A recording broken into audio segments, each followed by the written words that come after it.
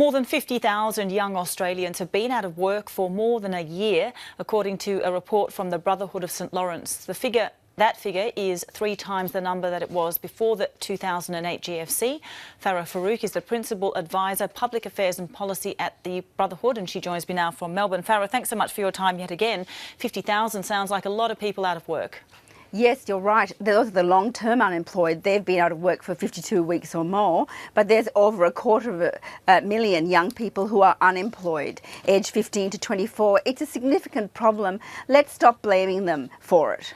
Let's go to the blame a little bit later. I'd just like to look at the reasons why this unemployment is so high. Is this because of the sort of economy that's changing so fast, the nature of jobs that are available? Well, currently youth unemployment is double the rate of overall unemployment. Young people are facing the brunt of the modern economy, the fast-changing modern economy. We're all feeling it, and young people, first in, less skilled, without the experience that employers require, they're facing it most of all. And we need, as a society, to respond to that. We need to stop blaming young people. I keep coming back to that one, Kumi.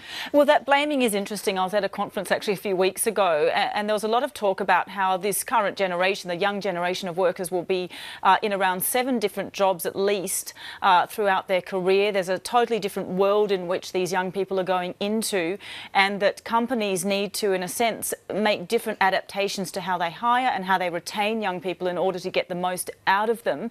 Are companies adapting fast enough to the needs and the different needs of this younger generation?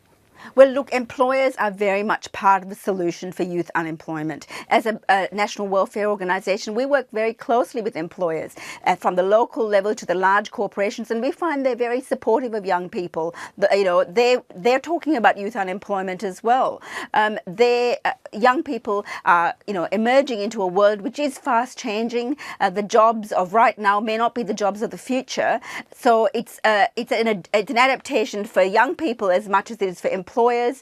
We need to respond to this crisis. In terms of that 50,000, are there particular groups within that demographic that are more disadvantaged than others, like city versus regional, for example?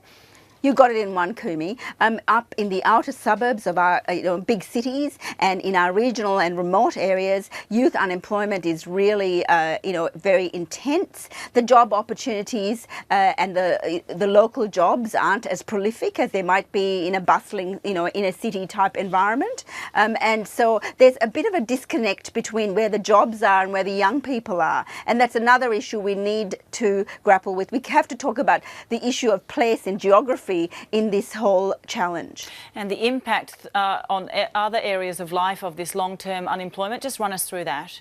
Well, I mean, when you're a young person and you're unemployed, researchers, very considered research projects talk about the scarring effects of youth unemployment. So you have an early experience of youth unemployment, and it can have a bearing on your wages later in life, your confidence, your self-esteem, your ability to have the kinds of aspirations we have in our prosperous country, the kinds of a home, however modest that might be, those dreams that we all have. We owe it to the next generation, and particularly our disadvantaged young people, to give them every opportunity. Farah Farouque, I really appreciate your time joining us this afternoon. Thank you so much. Thank you.